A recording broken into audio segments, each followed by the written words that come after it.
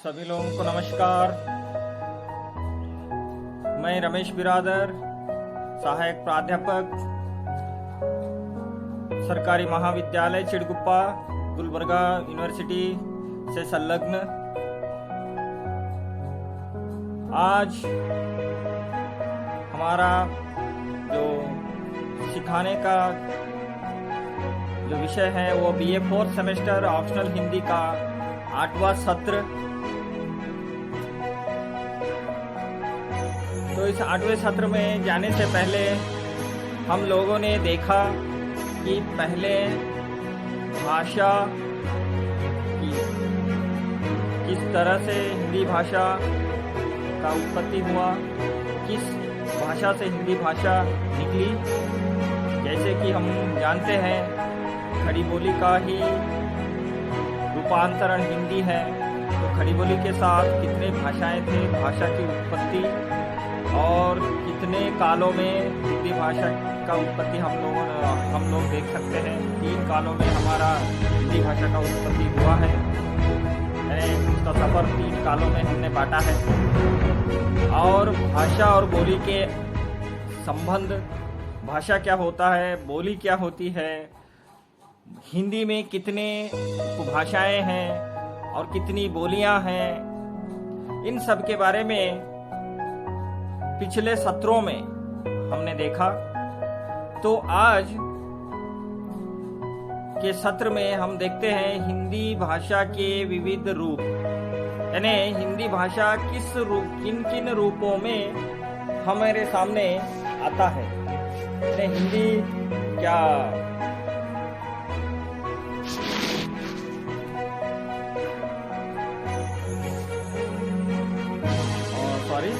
तो हिंदी जैसे कि हम लोग देखते हैं कि राजभाषा के रूप में भी आता है, और हिंदी को हम देख सकते हैं संपर्क भाषा के रूप में भी देख सकते हैं, और हिंदी को राष्ट्रभाषा के रूप में। भाषा के विविध आयाम जो होते हैं, संपर्क भाषा, राजभाषा, राष्ट्रभाषा, इन सब में हिंदी कहाँ पर बैठता है या हिंदी की स्थिति क्या है। तो इस सत्र में हम हिंदी भाषा के विविध रूप में हम पहला सत्र जो है हमारा संपर्क भाषा। तो संपर्क भाषा को पहचानने से पहले हम थोड़ा सा देखेंगे कि मानव जो है, मनुष्य जो है, वह भाषिक प्राणी है, पहले से ही हमें पता है। और हर एक जीव अपने अंदर की अभिव्यक्ति को प्रकाशित करने के लिए किसी न किसी संकेत या प्रणाली को अपनाता है। मगर मनुष्य ही एक ऐसा प्राणी है जिसे ईश्वर ने भाषा दिया है, जिससे वह इस अमूल्य संपदा को वह उपयोग कर सकता है। और इसी से जो मनुष्य संस्कृति का जो विकास हुआ है, उसमें भी भाषा का बहुत बड़ा योगदान है। यानी हम कह सकते हैं उसे एक नींव है, हमारी संस्कृति की नींव भाषा है। तो इसी के साथ हम देखते हैं सांस्कृतिक विकास के साथ ही भाषिक विकास के भी विभिन्न चरण होते हैं। तो पहला चरण हमारा भाषिक विकास में हम देखते हैं मौखिक रूप होता है। यही मौखिक रूप भाषा का मौलिक स्वरूप भी हम कहते हैं। तो ये जो भाषा का रूप है, इस रूप को समझने के लिए यानी मनुष्य को संपर्क के लिए, यानी संपर्क भाषा के लिए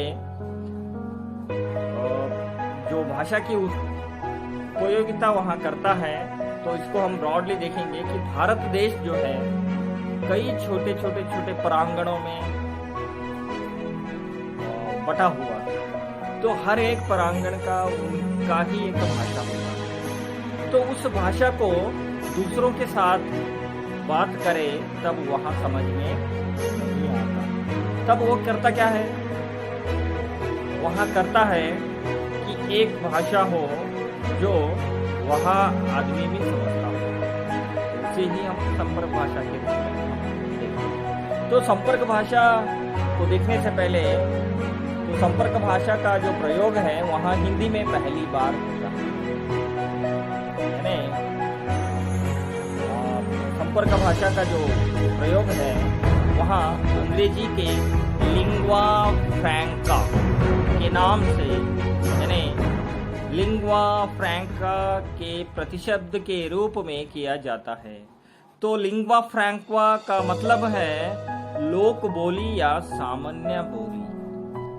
लोक बोली या सामान्य बोली, जिस भाषा के माध्यम से एक क्षेत्र के लोग देश के अन्य क्षेत्र के निवासियों के साथ या उनके साथ एक भाषा के बोलने वाले अन्य भाषियों के साथ अपने विचारों का आदान प्रदान करते हैं। यानी एक जगह पे जो भाषा बोली जाती है तो दूसरी जगह पे दूसरी बोली जाती है, मगर फिर भी वो उनके साथ भाषा का आदान प्रदान करते हैं।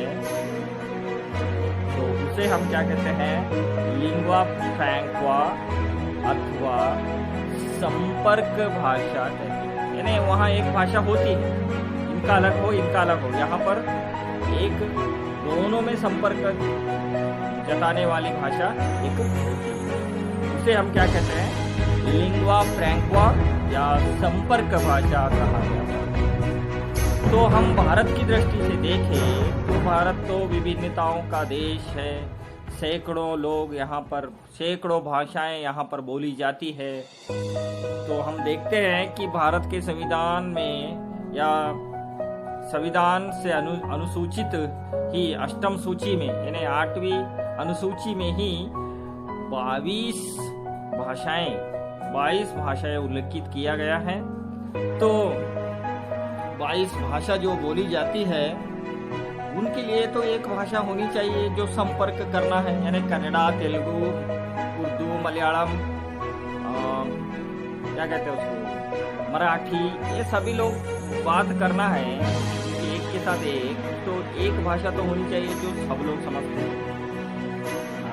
तो इस दृष्टि से संपर्क भाषा का विशेष महत्व बन जाता है। तो हम देखते हैं भारत के इतिहास का अवलोकन भी जब हम करते हैं तो यहाँ जो संपर्क भाषा है, यह भाषा जो संपर्क की भाषा थी या संपर्क भाषा जो कहते हैं, तो हम भारत के इतिहास को भी जब देखते हैं तब भी पूरे देश में मध्यदेशी भाषा थी, यानी संस्कृत और पाली या प्राकृत भाषा थी जो क्षेत्र विशेष से सीमित नहीं थी, यानी एक ही क्षेत्र में बोली जाने वाली भाषा नहीं थी, बल्कि पूरे देश में बोली जाती। थोड़ा उसका हम इतिहास अभी देखेंगे। तो वासुदेव शरण अग्रवाल जी कहते हैं कि यास्क के समय से संस्कृत भाषा की हम उपयोग देखते हैं। तो यास्क के समय में उत्तर काम्बोज जो देश हुआ करता था मध्य एशिया पामेर पर्वत के निकट, वहां से लेकर पूर्व में कलिंग देश तक, यानी कलिंग के सुरसम, असम की सुरसम नदी तक प्रदेश तक बोली जाने वाली भाषा थी, वहां थी संस्कृत। पाणिनि और उसका शास्त्र हम इसके अंदर देख सकते हैं। पाणिनि के समय तक संस्कृत के प्रसार का क्षेत्र लगभग इतना ही था, मगर जब पाणिनि ने प्राच्य शरावती, दक्षिण पूर्व कलिंग, बंग, उदिच्य शरावती, उदिच्य एक दिशा, उदिच्य दिशा जो पूर्व दिशा को कहते हैं, यानी उदिच्य शरावती के पश्चिमोत्तर से गांधार तक विस्तृत भूभाग में भाषा को शिष्ट एवं व्याकरण समस्त भाषा कहा गया था। या पाणिनि ने भी संस्कृत भाषा को क्या कहा है उसमें, वहाँ पाणिनि जो उसके शास्त्र, पाणिनि शास्त्र जो उसने पुस्तक लिखा है, उसने संस्कृत को प्राच्य शरावती के दक्षिण पूर्व से लेके कलिंग के बंग तक उज्जित शरावती के पश्चिमोत्तर से गंधार के तक विस्तृत भूभाग में भाषा का शिष्ट रूप हम देखते हैं। किसका? संस्कृत का। पतंजलि का समय देखते हैं। पतंजलि का जब समय आया तब समय तक शकों और यवनों ने भारत देश पर विजय प्राप्त करने लगे, तो उत्तर में जो आर्य भाषा, जो संस्कृत भाषा है, वहाँ का क्षेत्र भी सीमित होने लगा और सीमित हो चला था, और उसके बाद संस्कृत का क्षेत्र दक्षिण तक जा पहुंचा। यानी संस्कृत पूर्व से लेकर पश्चिम, पश्चिम से लेकर दक्षिण तक जा पहुंचा। तो इसका उदाहरण हम देखते हैं तमिलनाडु प्रदेश में 200 ईसा में हम देखते हैं संस्कृत राजभाषा के रूप में स्वीकार कर ली गई थी। तो संस्कृत के बारे में क्यों बोल रहा हूं? क्योंकि उसका संबंध हिंदी के साथ है। तो संस्कृत को राजभाषा के रूप में स्वीकृत कर ली गई थी। शिक्षा, दीक्षा, प्रशासनीय कार्य, सांस्कृतिक कार्यों में ही नहीं, शिष्ट कार्य, शास्त्रों के प्रणयन के लिए भी संस्कृत का प्रयोग होने लगा था। कहाँ पर? तमिलनाडु, जो दक्षिण भारत में आता है। तो स्पष्ट हमें मालूम हो जाता है कि संस्कृत ईसा 200 में तमिल प्रदेशों के संस्कृत भाषा को राष्ट्रभाषा की दर्जा मिला था, या राष्ट्रभाषा के रूप में उसे स्वीकार किया गया। तो यहाँ जो संस्कृत है, यह संस्कृत की जो परंपरा है, वहाँ हिंदी को विरासत में मिली। उसके लिए बोलते हैं हमारे सूर्य प्रकाश दीक्षित जी कहते हैं कि गौतम बुद्ध से लेकर मध्यकाल तक के सभी शासकों, संतों व समाज सुधारकों ने जनसंपर्क के लिए जनभाषा का उपयोग किया है।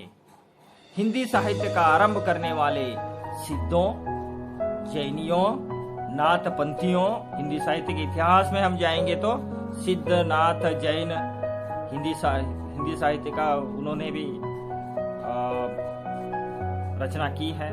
तो इन लोगों ने, नाथपंथी योगियों ने 8वीं से 12वीं शताब्दी तक समस्त भारत में घूम घूम कर एक ऐसी संपर्क भाषा का विकास किया जिसमें भारत की सभी भाषाओं के बहुप्रचलित शब्दों के लिए प्रवेश द्वार खुला।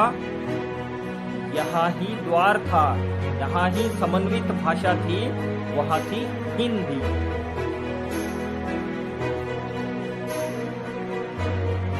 हिंदी जो है उसके उद्भव समय से ही हिंदू मुस्लिम पूर्व पश्चिम तक तथा उत्तर दक्षिण तक जोड़ने वाली कड़ी रही। हम देखते हैं शंकराचार्य रामानंद जो संपूर्ण भारत में भ्रमण कर हिंदी के विकास विस्तार में अपना पूर्ण सहयोग किया है। आदिकाल में हिंदी का अधिकांश साहित्य जो मिलता है या हिंदी क्षेत्र से बाहर ही लिखा गया है। वहाँ हम देखते हैं स्वयंभू जी का पाउमुचरियो जो रचना महाराष्ट्र में हुई थी, और कर्नाटक में जो हमारे अब्दुल रहमान जो है वहाँ कर्नाटक में संदेश राचक, कर्नाटक और महाराष्ट्र में पाउमुचरियो, फिर उसके बाद जो संदेश राचक अब्दुल रहमान जी का लिखा हुआ वहाँ पंजाब में लिखा गया था। जी के ही साहित्यकार के रूप में हम उन्हें देखते हैं, तो वहाँ पंजाब में लिखा हुआ था। सिद्ध साहित्य पूर्व सिद्ध साहित्य जो साहित्य है पूर्व दिशा में, गुजरात के साइड में, नाथ साहित्य पश्चिम दिशा में, पर्याप्त भक्ति साहित्य उड़ीसा, आसाम, महाराष्ट्र तक गया था और वहां पर ही यहाँ लिखा गया था। तो हम देखते हैं कि मध्यकाल हिंदी के विकास और अन्य क्षेत्रों से संपर्क का काल रहा।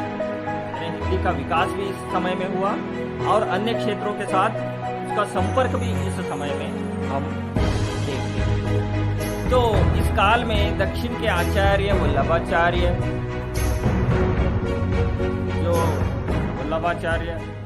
जो कृष्ण शाखा के प्रवर्तक है, रामानुज,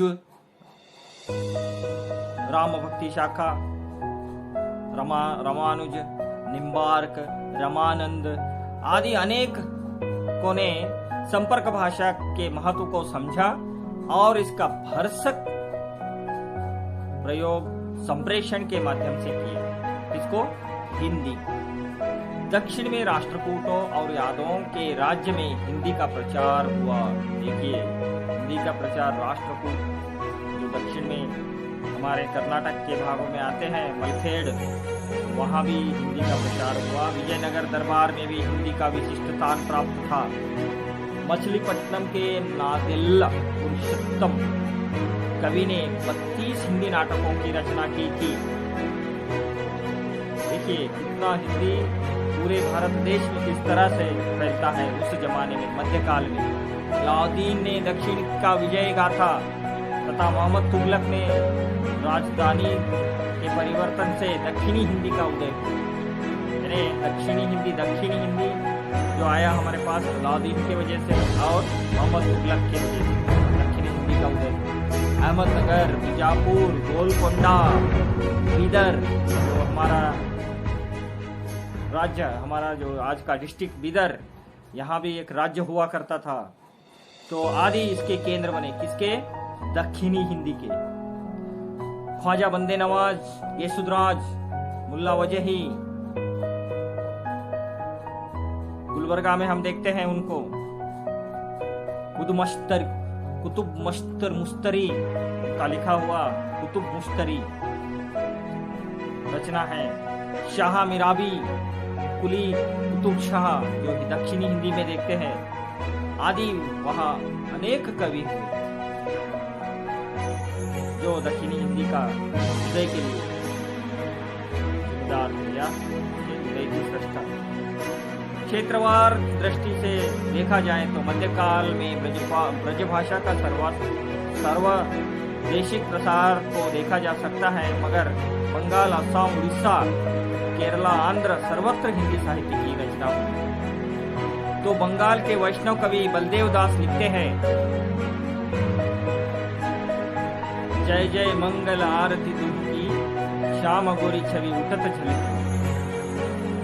उदाहरण के लिए फिर आगे हम असम के कवि शंकर देव एक रचना में लिखते हैं, अमिट घन जन जीवन यौवन अथिर ओहु संसार, पुत्र परिवार सबही असार करबे के हरिसार।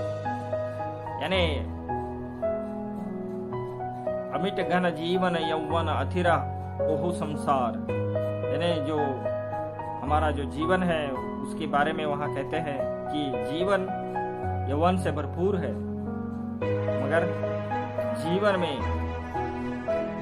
जो जीवन है वहाँ छोटे से यौवन अवस्था, यौवन से शादी, फिर पुत्र, फिर परिवार,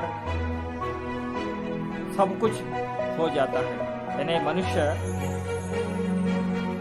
अपने जीवन में पैदा होता है तो छोटा लड़के के जैसा झगड़ा करते हैं, छोटा लड़के जब छोटी छोटी बातों में झगड़ा करते हैं। जैसे जैसे बड़े होते यौवन, तो यौवन में सुंदर सुंदर लड़कियों की कल्पना होती है। जैसे जैसे यौवन में ही शादी हो जाती है, पत्नी आ जाने के बाद पुत्रों के बाद उनकी परवरिश, फिर उनका शादी, इस तरह से जीवन। फिर हम मध्य वयस्क, बच्चों की पढ़ाई, फिर उसके बाद जब पूरे हो जाते हैं उनकी शादी, फिर उसके बाद और क्या हम बोलते हैं मित्र पुत्र परिवार सब कुछ हो गया सब ही असार, करबे के हरिसार, कब करोगे हरि का नाम लेगे लोगे। यहाँ कहते हैं हरि का नाम कब लोगे, हरि को कब भजोगे। यहाँ रचना में वहां देखते हैं कवि शंकर का रचना है। तो इस तरह से आगे हम देखते हैं आंध्र प्रदेश में हिंदी काव्य की रचना हुई। सर्वप्रथम रूप से हमें तंजौर भोंसल वंशीय मराठा शासक शाहजी महाराज के यज्ञ गानों में मिलता है। हिंदी का जो मध्यकाल में सुन सकी पीऊ मेरा कहा, सुन सकी पीऊ मेरा कहा, मेरो कहा नैना देव देखे चाहे, धीर धरो सिख कैसे के मन में सहे बिना रह न जाए। यानी यहाँ पर आपको समझना होगा, पहले हमने सब देखा कि हिंदी का जो उद्भव है वहाँ उद्भव आप लोगों के दिमाग में आ रहा होगा ये हिंदी नहीं है, नहीं, हिंदी का ही रूप है, प्राचीन रूप है। यानी उनकी जो बोलियां थे 18 बोलियों में से एक बोली है ये, आखिर में आके खड़ी बोली से हिंदी का रूपांतरण हुआ, तो यहाँ हिंदी है। तो इस तरह से हम 15वीं शताब्दी तक दक्षिण भारत में दक्षिणी हिंदी पाते हैं। मध्य देश में हमारे रामानंद और रामानुजू निम्बार्क संप्रदाय सभी लोगों को हिंदी प्रसार करते हुए हम देखते हैं। तो इस प्रकार संपर्क भाषा का प्रयोग हमने देखा कि लिंग्वा फ्रैंका के रूप से होता है। तो इसका आगे का जो भाग है वह हम अगले सत्र में करेंगे। तो उसका सारांश यहाँ है कि यहाँ जो भाषा है वहाँ संपर्क भाषा के रूप में लिंग्वा फ्रैंका के रूप में बोली जाती है। जिस भाषा के माध्यम से एक क्षेत्र के लोग अनेक निवासी बोलने के लिए भाषा का उच्चार आदान प्रदान करते हैं उसे लिंग्वा फ्रैंका संपर्क भाषा कहते हैं। यहाँ हमने जाना भारत का इतिहास का अवलोकन भी हम इस भाग में किया, यानी मध्य देश की जो भाषा थी संस्कृत जिस तरह से बढ़ी और आगे बन, वही संस्कृत कैसे हिंदी का आधार बना। और आगे देखते हैं हम मध्यकाल में किस तरह से हिंदी का विकास हुआ। रामानुज निम्बार्क रामानंद आदि काल में हम सिद्धनाथ जैन लोगों के बीच में जाते हैं तो हम वहाँ पर भी देखते हैं कि किस तरह से हिंदी की संपर्क भाषा के रूप में विकसन हुआ। तो इस तरह हम आज का सत्र खत्म करते हैं, मगर इसी का अगली कड़ी हम दूसरे सत्र में हिंदी के विविध रूप के दूसरे सत्र में संपर्क भाषा ही रहेगा, मगर उसकी दूसरी कड़ी हम अगले सत्र में पढ़ाई करेंगे। तो इसी के साथ मैं आज का यहाँ सत्र समाप्त करता हूँ और आप सभी लोगों को घर में ही रहने के लिए और स्वस्थ रहने के लिए आपसे निवेदन करते हुए मैं आज का सत्र समाप्त करता हूँ। जय हिंद, जय कर्नाटक।